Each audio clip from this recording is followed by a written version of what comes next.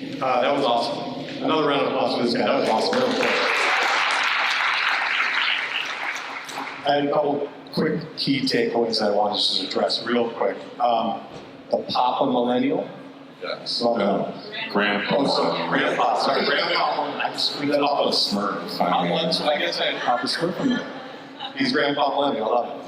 I'm a big euphemism guy too. So I have a very young team. As do I. It's weird how that keeps happening. Vuku. Yes, and I don't know exactly what each letter corresponds to, but Google it. Vuka. Sorry, Vuka. Sorry.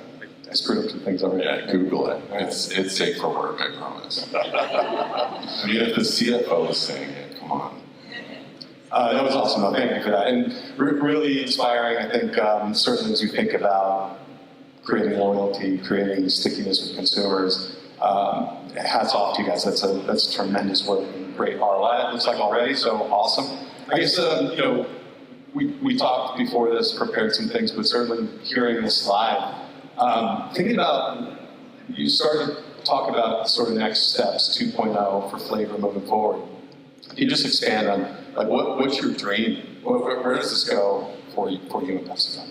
I mean, yeah, I alluded to it, right? I think my dream is that this becomes not just a consumer relationship marketing program, right? Which is awesome. We've already kind of achieved that level of success, but I'd love for it to become, a piece of IP in its own right. Like, how cool, right? What a legacy to have been a part of the team to develop a net new brand. Those opportunities don't come around every day. So I'd love to see it continue to flourish and become a piece of IP that then, PepsiCo can apply in next level ways, right? Will I be the one to do it? I don't know. I'm happy to pass the torch to someone else or to multiple someone else's, right? Because that's typically how we work in a large corporate setting.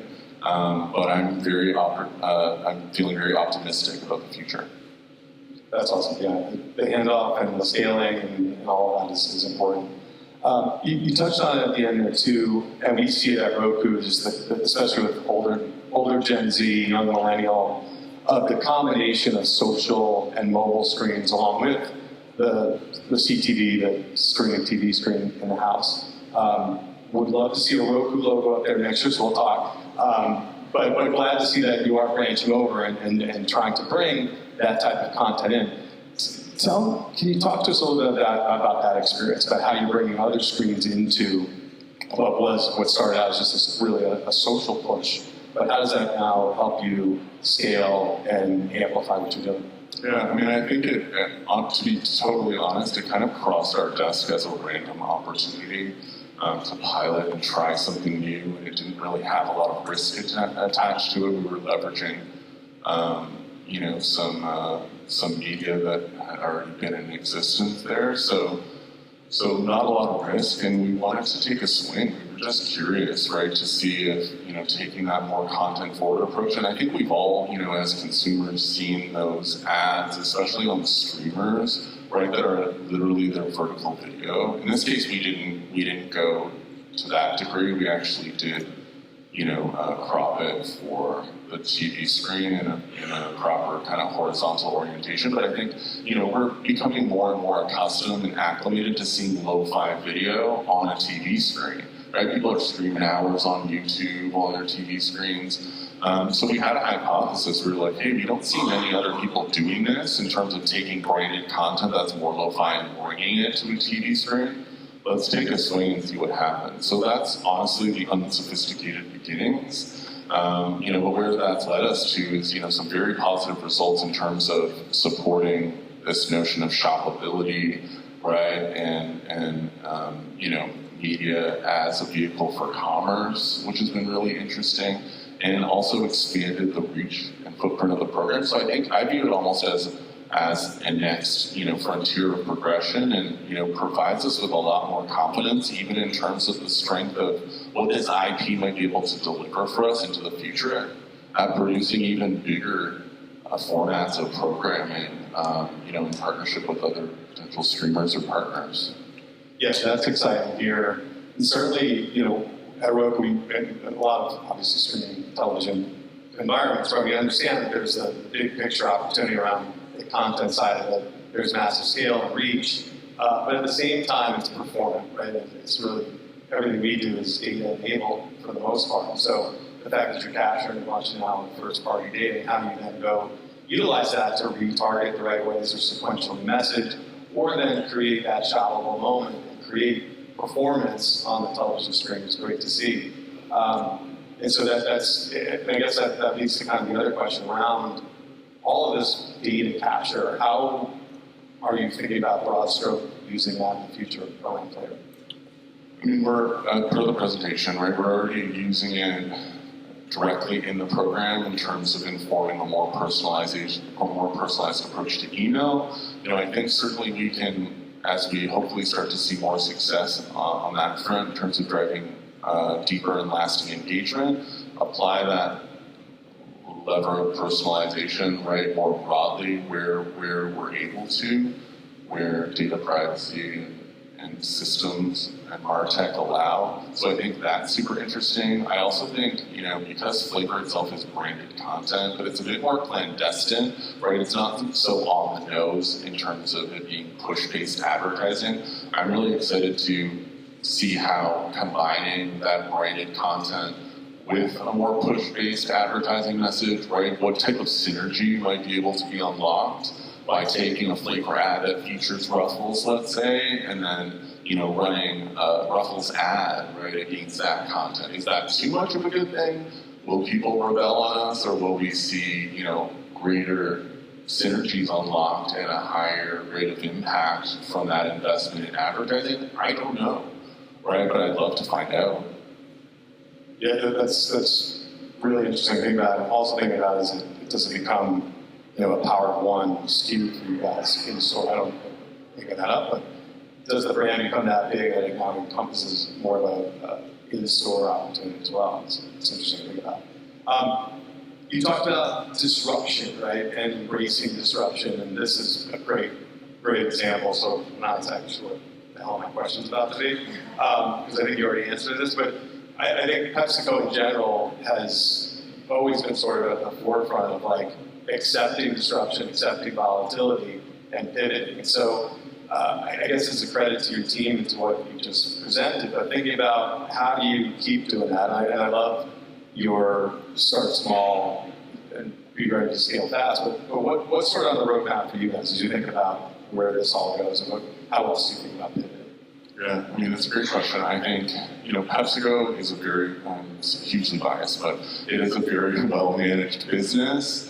And I've tried to instill this also in my team, just, you know, as it's been instilled in me, you know, working my rounds through the organization, but ensuring that we have, you know, disciplines in place, right, around, you know, how we're keeping a close eye on trends, right? We're being data informed. I don't necessarily believe in data led, but being data informed and then using our human meat brains, you know, to come to the final conclusion and decision, as well as, you know, outside of just those operational rigors, right? Setting up structures that allow us to maintain that agility that's necessary to be able to jump on opportunities as they arise, right? I keep getting plugs and shout outs for our in-house agency team, D3, right? That team has been a critical catalyst and enabler to allowing us on the food side of PepsiCo to move faster, right? And deliver not only push-based advertising, but also more pull-based, you know, content-centric advertising through branded content in ways that wouldn't be possible. I love our external agency partners. We will continue to have many external agency partners. The future is ripe and bright with them as well. But I think striking that balance, right, of structures and systems is critical this day and age to allow more of this agile methodology and approach to responding to the environment as it evolves around us. I love that. It's a great insight on that, for sure. We're at a loyalty offsite here. We talked about in sort of the prep call around how you guys approach loyalty. Do you mind sharing that with the group? Yes. So we at PepsiCo are big believers in the Byron Sharp How Brands Grow school of thought. If you're not familiar, great bedtime reading. It'll put you right to sleep. But essentially, some of the high levels from that school of thought, right, is this notion of loyalty, the loyalty bucket being a leaky bucket, right? And so, it's really kind of lit a fire under us to, think on, hey, in a world where all customers churn, right, and that deep loyalty is a truly a basic thing, right? Especially for us on the food side, operating in a repertoire category where there's a ton of choices, we, rather than chasing that deep loyalty, we're really focused on, really trying to cast a wide net, right? Being very broadly appealing in what we're doing in marketing. In certain cases, we're doing things like we are with flavor in terms of going a bit more deeper after certain cohorts. But even there, we're keeping it pretty broad, right? And at the same time, trying to be sharply defined in how we present our brands to the world, so that they're easily recognizable. This is a very low consideration category, right? So rather than, again, trying to, go too far down this path of consumer intimacy and, potentially creeping people out and eliciting the opposite reaction that we want to see, we play a lot at the top of the funnel. That's great, and the creeping out piece is interesting news right now. Obviously, Google talking about what they're talking about. I have one more question, and I don't know if we have time for any kind of Q&A from the crowd. Okay, so get ready to put James on the hot seat, please. As you think about it, obviously, I think what you've just shown us is really cutting edge and super differentiated and a great way to leverage and harness the power of what's going on with social right now, the creator economy and all of that. As you sort of probably field a ton of inbound calls and meetings from new innovative companies, what do you kind of see on the horizon as sort of this next sort of big media or consumer touchpoint opportunity? Gosh, there's so many things on the horizon, right? That's the VUCA for you. But I would say, what excites me most, I'm not going to say generative AI, I'm going to say, there's just so much opportunity in UGC, right? User-generated content. We're trying our best, in terms of our team today at harnessing the power of UGC, right? And I separate that a bit from this creator world because that's more where we're commissioning work, right? It's pay to play. I'm talking more in this world of, hey, we've done such a great job at eliciting brand love. There's scores of people talking about us, right? Creating content organically. So I'm super excited about advancements in different pieces of MarTech that we can leverage to make my team's job a heck of a lot easier at identifying that UGC, right? And at, hopefully turning those evangelists, giving them a bit more of a platform and a stage to, help them broadcast the good word, for lack of a better term. That's really cool. I love it. But just for the flavor, for all the stuff we saw today, how much is it a balance between UGC or creator, or how did that match? So it's essentially, I'd say it's very little UGC. There's lots of UGC happening in the comments. There's a lot of stuff happening in the comments. It's mainly, I would say, creator produced, right? As well as we produce a lot of that content in-house as well. We actually have a studio in the bowels of our offices, which are lovely offices up in Plano, not quite as nice. Sounds it. But we do have our own lake, though, so I don't know if I haven't seen a lake around here. So, A river, how quaint. We also have a river that feeds into a lake with a waterfall. I don't even know where we were going. The bowels, you're in the bowels of... Yes. So we also do have an in-house studio where we have that capability to shoot, produce content. We have a culinary team, right, which is growing. We partner with. We have food style, like it's becoming its own legit thing.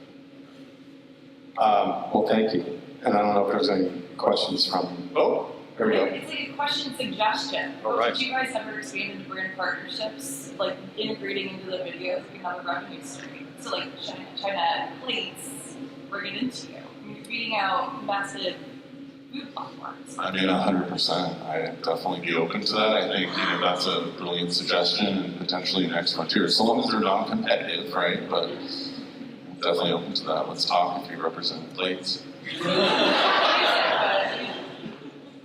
All right, let's hear it for James and Jay.